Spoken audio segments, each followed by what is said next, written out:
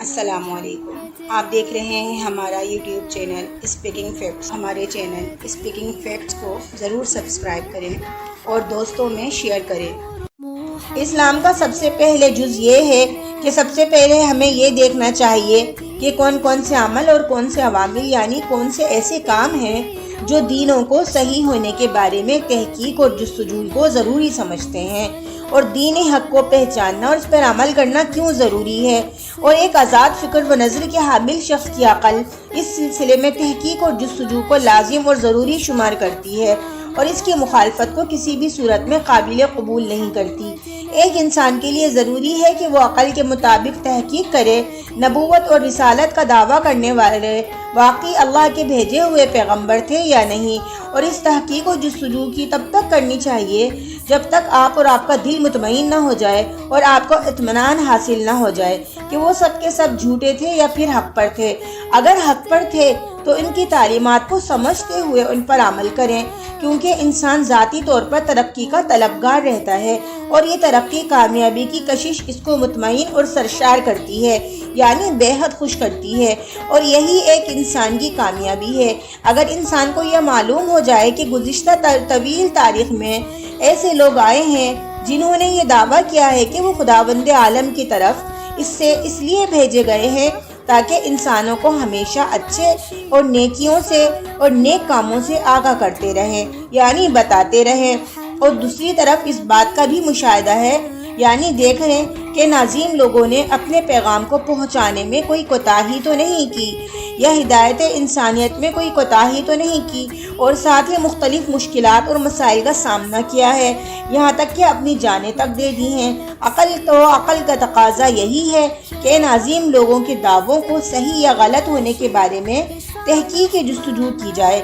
دوسرے لفظوں میں یہ کہا جا سکتا ہے کہ نقصان کے نقصانات یا تکلیف سے بچنا عقل مندی ہے۔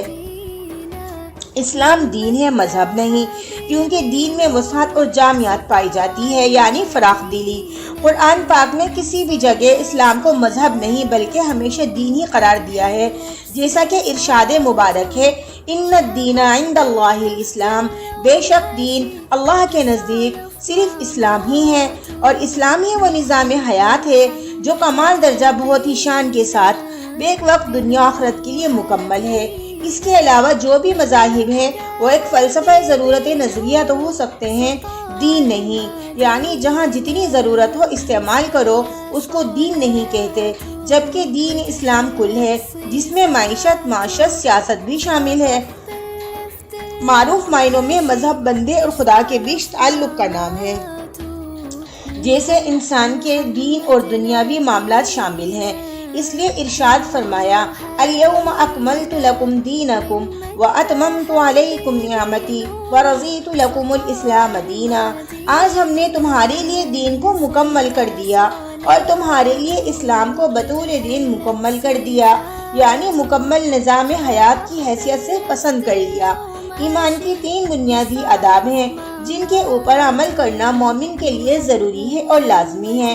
ایمان کا پہلا ادب یہ ہے کہ دائرہ اسلام میں داخل ہونے کے بعد زندگی کو ایک مکمل دین کے مطابق اپنی زندگی سے جوڑ لیا جائے، جس کے اجزاء ایک دوسرے سے الگ الگ نہ ہوں بلکہ ایک دوسرے سے جڑے ہوئے ہوں۔ ادب کا تقاضا یہ ہے، اسلام میں داخل ہونے کے بعد انسان کبھی ایسا نہ ہونے دے کہ اس کا ایک حصہ ایمان اور دوسرا حصہ کفر سے بھرا ہوا ہو۔ ایسا کرنا ایمان اور کفر کے درمیان غالب رہے گی، یعنی نہ تو کافر ہوگا اور نہ مسلمان، جسے قرآن کی زبان میں منافقت سے تعبیر کیا جاتا ہے۔ ایمان کا دوسرا ادب یہ ہے کہ ہم نادانستہ طور پر بھی ان چیزوں کے قریب نہ جائیں جن پر قرآن و حدیث نے اپنی حدیں مقرر کی ہوئی ہیں۔ یہ اس بات کا تقاضا ہے کہ حلال و حرام کی تمیز زندگی میں اس طرح شامل کرے کہ کفر اور منافقت کا کوئی شائبہ تک باقی نہ رہے، اور دنیاوی زندگی کے تمام معاملات اس طرح اسلامی تعلیمات کے مطابق ڈھال لیں کہ انسان کا ظاہر و باطن یعنی اندر اور باہر ہر قسم کے تضاد اور شک و شبہ سے بالکل پاک ہو جائے۔ ایمان کا تیسرا ادب اس بات کا تقاضا کرتا ہے کہ حضور پاک صلی اللہ علیہ وسلم کی زندگی میں نظر آنے والا ہر حکم اور ہر عمل بلا جھجک اور ہر خوف سے آزاد ہو کر ایمان سمجھ کر تسلیم کر لیا جائے، اور جو بات قرآن و سنت کے خلاف ہو اسے کفر جان کر رد کر دیا جائے۔ کفر اور ایمان کے اس معیار کو اپنی عملی زندگی میں اپنا لیا جائے۔ ایمان کی بنیادی شرائط ہیں۔ ایمان عربی کا لفظ ہے جس کے معنی ہے کسی خوف سے محفوظ ہو جانا، دل مطمئن ہو جانا، اور انسان کی خیر و عافیت سے ہمکنار ہونے کو امن کہتے ہیں۔ ایمان کا لفظ کا استعمال ہونا اس بات کا مطلب ہوتا ہے امن پانا، اور جب لفظ دوسرے کے لیے استعمال ہو تو اس کا مطلب ہوتا ہے کسی کو امن دینا، کسی پر ایمان لانا۔ ایمان لانے کا مطلب ہے اس کی بات کی تصدیق کرنا اور اس پر یقین رکھنا۔ گویا یہ لفظ ایمان اپنے اصل معنی اور مفہوم کے اعتبار سے امن، امانت اور بھروسہ کرنا ہے۔ مسلمان کا مطلب ہے دین اسلام کا پیروکار ہونا، یعنی ماننا۔ حضور پاک صلی اللہ علیہ وسلم کے نزدیک صرف وہی شخص مسلمان ہے جس کا وجود دوسروں کے لیے امن، عافیت اور امن و سکون ہو۔ حدیث نبی صلی اللہ علیہ وسلم ہے، مسلمان وہ ہے جس کے ہاتھ اور زبان سے دوسرے مسلمانوں کی جان اور عزت اور مال محفوظ رہے۔ ایمان، اسلام اور احسان تینوں لازم و ملزم ہیں۔ ایمان وہ بنیاد ہے جس پر مسلمان کا عقیدہ مضبوط ہوتا ہے، اور اسلام سے مسلمان کا ظاہر اور اس کا عمل درست رہتا ہے، اور احسان سے مسلمان کا اندر اور باہر سنورتا ہے۔ امام مسلم رحمۃ اللہ علیہ نے اس حدیث کو بیان کرتے ہوئے اسلام کا ذکر پہلے کیا ہے۔ اس سے معلوم ہوتا ہے کہ توحید و رسالت کی گواہی کے ذریعے دین کے دائرے میں داخل ہونا اسلام ہے، اور اسلام کو دل میں بسا لینے کا نام ایمان ہے۔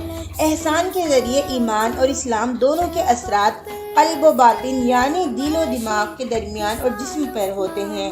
جب مسلمان کا ظاہر و باطن میں کامل یکجہتی اور ہم آہنگی پیدا ہوتی ہے تو اس سے دل میں نور پیدا ہوتا ہے، اور نور سے اس کا باطن چمکنے لگتا ہے۔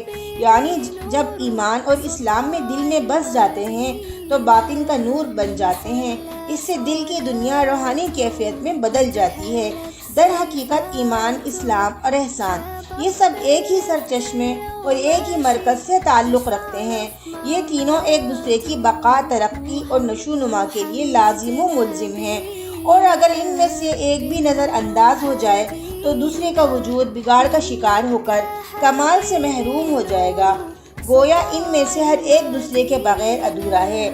چنانچہ ایمان کے بغیر اسلام ناتمام ہے، اور اسلام کے بغیر ایمان کی تکمیل ناممکن ہے، جبکہ احسان کے بغیر ایمان اور اسلام دونوں ناقص رہ جاتے ہیں۔ دوسرے لفظوں میں کوئی شخص اسلام کی محض ظاہری تعلیمات پر عمل پیرا ہو کر ایک مسلمان تو ہو سکتا ہے، لیکن وہ مومن بن کر ہی درجہ کمال کو پا سکتا ہے۔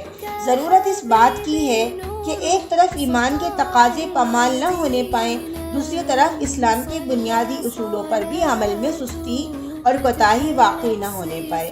ضروری ہے کہ باطن اور حال کو سنوارنے کے لیے ایمان اور اسلام کی دونوں قوتوں کے ساتھ روحانی کمال کی منزل احسان کو حاصل کیا جائے۔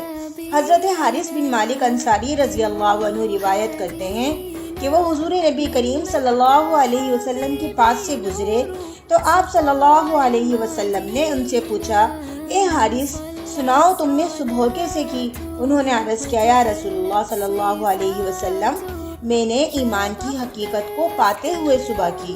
آپ صلی اللہ علیہ وسلم نے فرمایا، اے حارث، غور کر کے بتاؤ تم کیا کہہ رہے ہو؟ بے شک ہر شے کی ایک حقیقت ہوتی ہے، تمہارے ایمان کی کیا حقیقت ہے؟ عرض کیا، یا رسول اللہ، میں نے اپنے نفس کو دنیا کی محبت سے جدا کر لیا اور راتوں کو جاگ کر عبادت کرتا ہوں اور دن کو روزے کے سبب پیاسا رہتا ہوں۔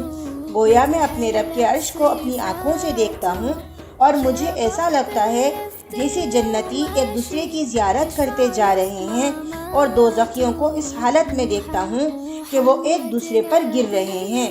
حضور نبی کریم صلی اللہ علیہ وسلم نے فرمایا، اے حارث، تم عارف ہو گئے، یعنی تم کامیاب ہو گئے، بس اس کیفیت و حال کو تھامے رکھو۔ اور یہ جملے آپ صلی اللہ علیہ وسلم نے 3 مرتبہ فرمائے۔